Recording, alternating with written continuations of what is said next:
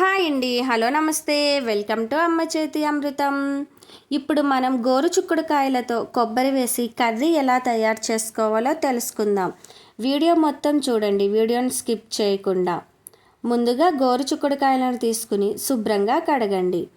తర్వాత వాటిని ఇలా నేను చూపించినట్లుగా చిన్న ముక్కలుగా కట్ చేసుకుని ఒక బౌల్లోకి తీసుకోండి.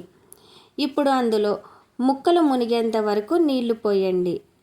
ఇప్పుడు గ్యాస్ ఆన్ చేసి గ్యాస్ మీద గోరుచిక్కుడుకాయల బౌల్ పెట్టి ఒక 90% ఉడకనివ్వండి. ఇలా గోరుచిక్కుడుకాయలు కొంచెం 90% ఉడికాక ఒక చిల్లుల గిన్నెలోకి వడకట్టి తీసుకోండి. ఇప్పుడు అదే గ్యాస్ మీద పాన్ పెట్టి పాన్లో 4 టేబుల్ స్పూన్ల ఆయిల్ వేయండి. ఆయిల్ అనేది హీట్ అయ్యాక అందులో ఆవాలు 1 టేబుల్ స్పూన్, జీలకర్ర 1 టేబుల్ స్పూన్, పచ్చెనపప్పు 1 టేబుల్ స్పూన్, మినప్పప్పు 1 టేబుల్ స్పూన్, అలాగే పసుపు 1 టీ స్పూన్ వేసి ఆయిల్లో వేయించండి.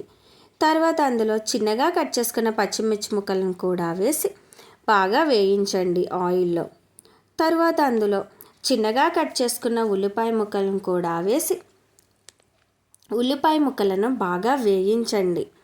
ఆయిల్లో ఇలా బాగా గరిటతో కలుపుకుంటూ ఉల్లిపాయ ముక్కలను వేయించండి.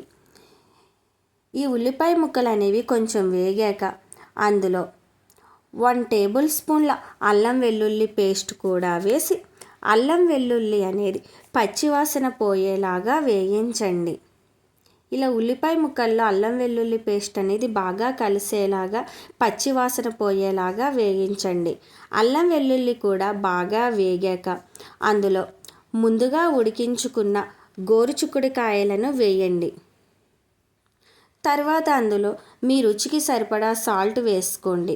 తర్వాత మీరు తినే కారాన్ని బట్టి కారం కూడా వేసి అంతా బాగా కలిసేలా కూరలో కలుపుకోండి. కూర కొంచెం వేగాక కూరని బాగా కలుపుకుంటూ వేయించండి.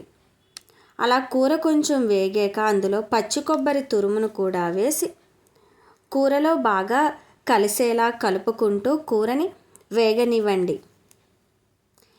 ఇలా కొబ్బరి అనేది కూరలో బాగా కలిసేలా కలుపుకుంటూ వేయించండి. కూరలో కొబ్బరి బాగా కలిసేలాగా కలుపుకుంటూ వేయించాక దాని మీద కూర మీద మూత పెట్టి కూరని వేగనివ్వండి.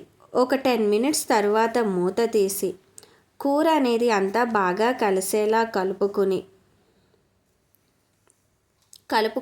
వేయించండి. తర్వాత అందులో కొత్తిమీర తరుగు కూడా వేసి కూరలో బాగా కలిసేలా కలుపుకుంటూ వేయించండి. కొత్తిమీర కూడా కూరలో బాగా కలిసేలా కలుపుకుంటూ వేయించండి. ఇలా కూర మొత్తం కొంచెం వేగాక మళ్ళీ దాని మీద మూత పెట్టి కూరని ఒక 5 మినిట్స్ పాటు వేయించండి. 5 మినిట్స్ తర్వాత కూర మీద మూత తీసి కూరని ఒకసారి కలుపుకుని కూర మొత్తం వేగాక స్టవ్ ఆఫ్ చేసేయండి. అంతేనండి, వేడి వేడిగా కొబ్బరి గోరుచిక్కుడుకాయ కర్రీ రెడీ. నా వీడియో కనుక మీకు నచ్చినట్లయితే నా ఛానల్ను లైక్ చేసి షేర్ చేసి సబ్స్క్రైబ్ చేయండి. Thank you. బాయ్.